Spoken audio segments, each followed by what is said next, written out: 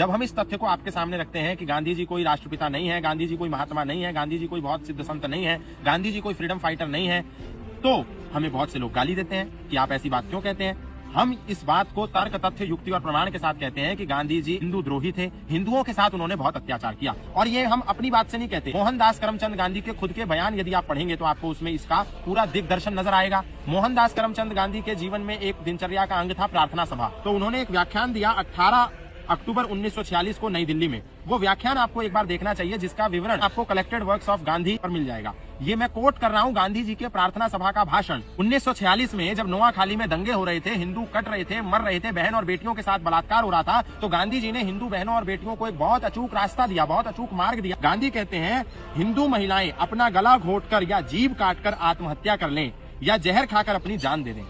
गांधी जी हिंदू महिलाओं को बचाने के लिए कितना रामबाण इलाज बता रहे हैं। और यही नहीं, एक दूसरी प्रार्थना सभा को भी मैं कोट करना चाहता हूँ। 194 नंबर की जो उनकी प्रार्थना सभा थी, उस प्रार्थना सभा को उन्होंने नई दिल्ली में 6 अप्रैल 1947 को दिया, जिसका विवरण आपको collected works of Mahatma Gandhi में मिल जाएगा। जाकर के 194 नंबर की जो उनकी प्रार्थना सभा है वो आप वहां पर देख लीजिएगा।